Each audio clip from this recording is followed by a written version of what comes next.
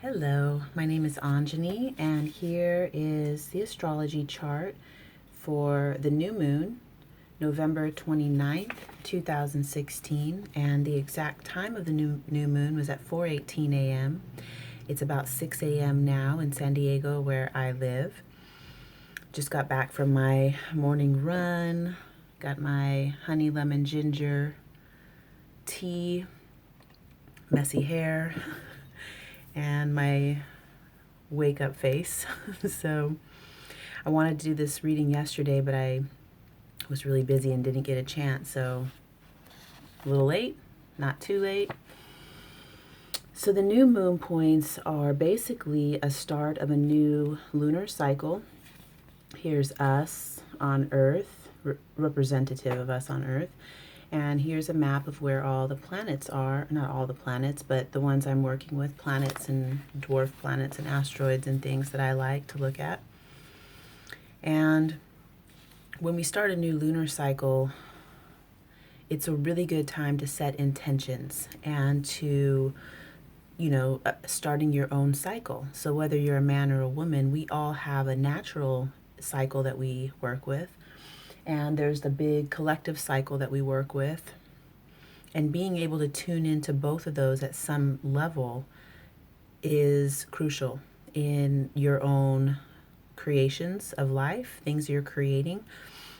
So I find these to be really, really helpful. I was looking at this yesterday, and the overall sort of feeling of the energy of what I see here is really funny, because this is pretty much telling of the energy. Is that I started to look at this and was like, okay, I'm going to read this chart.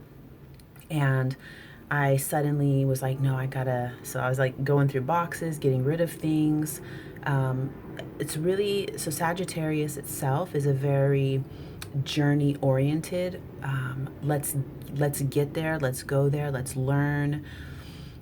It can a lot of times burn itself out on, it's like starting in one direction, like I just did talking here, and then I veer off this way, and then I go over here, and then I find stuff there and go, So that's what Sagittarius does. It's on a unending quest for expansion and evolution.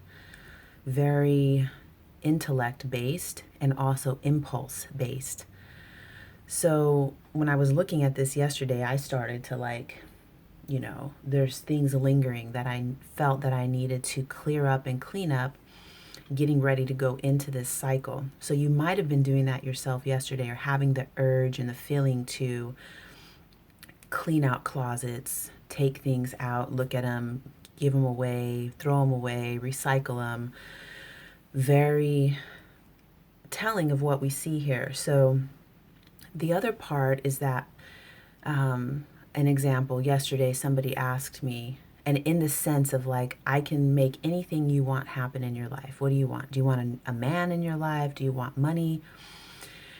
And the thing that came to me was like, I have old resentments and things that when I think about them, or I get so furious, and I know that those things I have, I'm like, oh, if I could just like cut my attachment to, and I feel like, I've done that with a lot of things, but there's still some things that when I think about them, and even when I don't think about them, I feel like I'm attached at some level to things that I felt were unjust and not fair, and I never spoke up about them. And it's like a little, like it bothers me.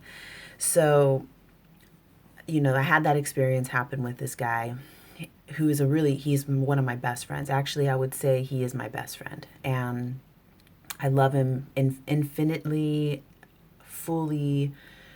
Nothing he could do would ever, I committed to loving him no matter what. And he's not a normal person, he's definitely challenging, and I love him. So when he asked me that, I realized something really crucial, which is that everything that we want,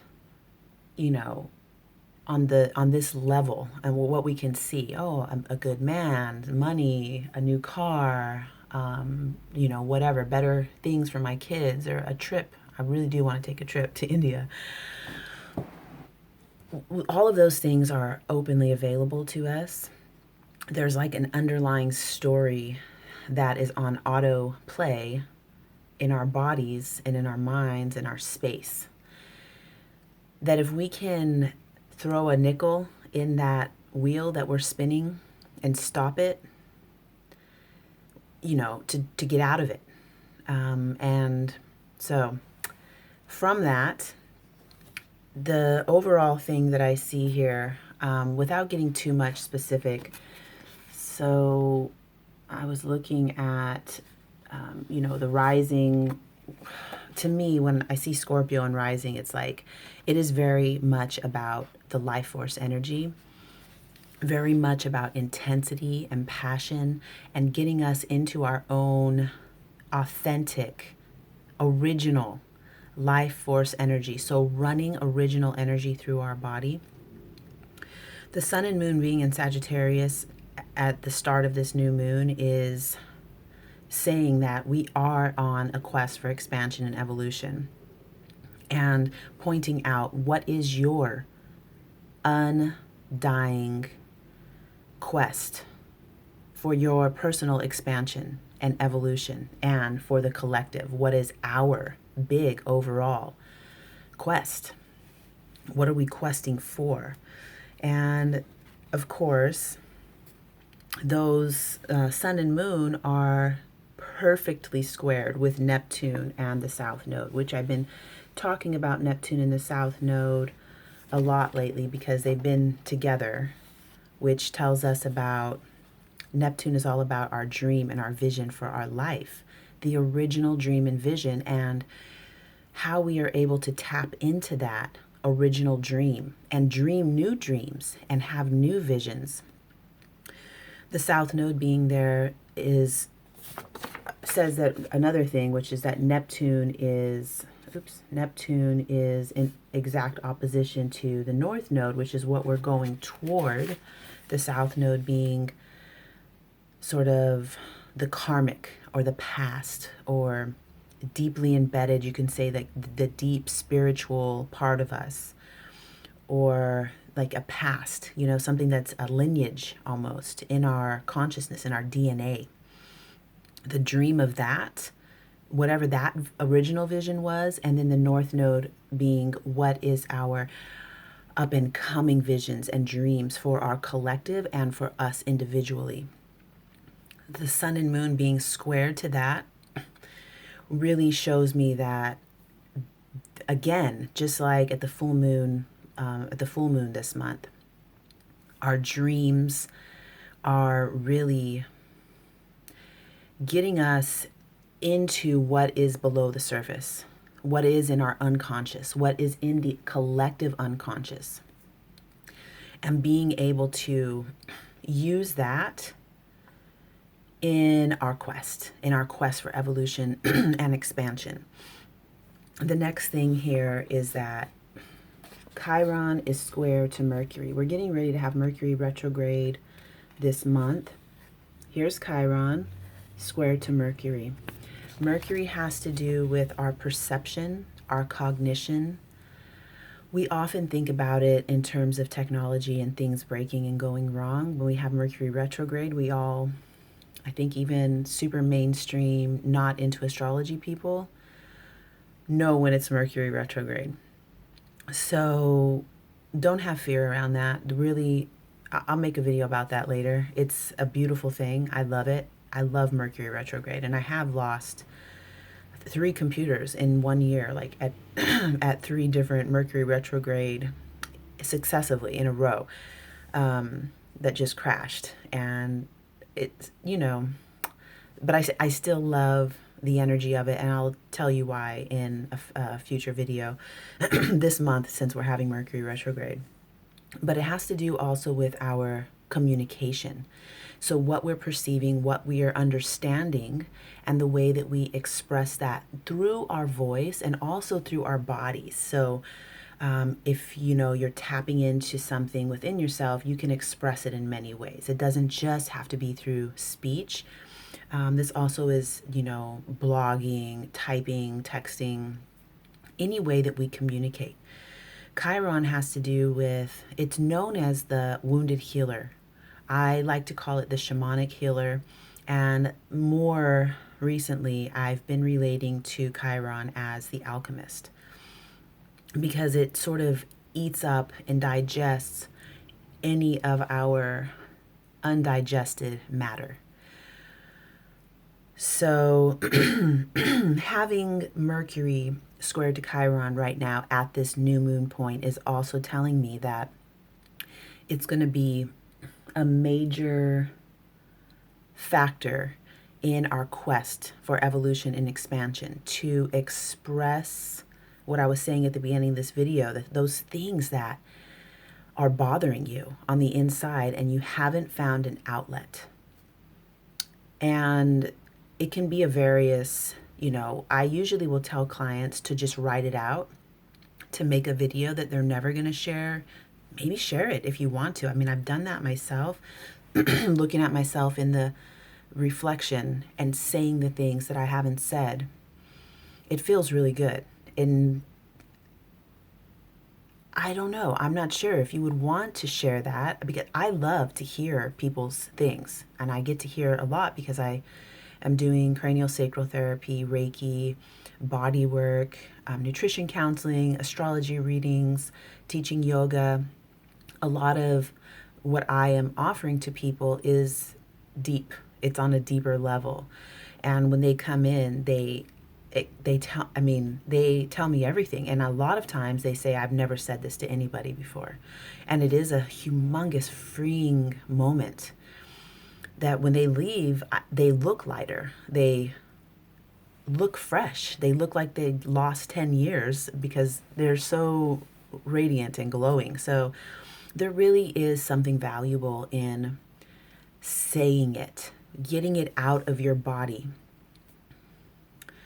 So those are the main things. I mean, there's a lot, as you can see, going on, and I covered just the sun and moon square to Neptune in the south node. I covered Mercury square to Chiron. Let's look at the orange here. The orange things I've highlighted are the easy flows of energy. Everything in green is considered to be sort of a conflict. Traditionally, we call it a hard aspect.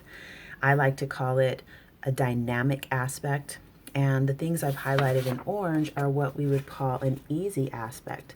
I relate to those as flowing energy. So where the energy moves easily between the two. And so the one I'll mention here, which looks so much fun, it looks really awesome, is Mars trine to Jupiter. So Mars is the part of us that has bravado and courageous bravery. When I want to tap into Mars, I watch the movie Troy with Brad Pitt. It is so dicey, but also so brings up that bravado in me. I might watch that today, actually. So Mars with Jupiter. So Jupiter is that energy which is jovial, fun, lighthearted. Putting those two together, say that there's easy flow of energy between those, gives a real sense of spicy playfulness. It seems exciting. Oh, the other thing I wanted to mention before I end here, I have a really good friend who is a scientist, and he is so scientific. And my other best friend we're all friends. And he asked the guy, don't be scientific this month. This is your challenge. Just tap into that intuitive side of yourself. But he was in a workshop with my mentor, Denise D., and I could hear him just snickering every time she would say something, which is like what I just did. I'm saying Mercury is the part of us that Mercury isn't the part of us. It's not like Mercury out in the big sky is doing anything with our cognition or our communication. What it is that Mercury is representative in our collective unconscious. So we're talking about mythology, and we're talking about the fact that our psyche has all these different ways of communicating to us and through us and with us.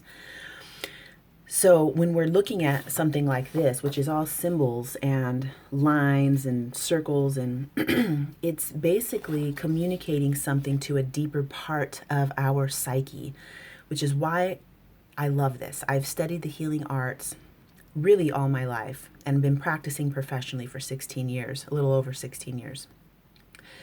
And this has really pulled everything together about everything that I know and that I've studied and seen throughout my experience. So, I don't think that Saturn is constricting me. I don't think that Saturn in the sky is making me feel anything. I see it as representing something in me. We all have these parts. We all have cognition. We all have an inner disciplinary or an inner authority, which is likened to Saturn.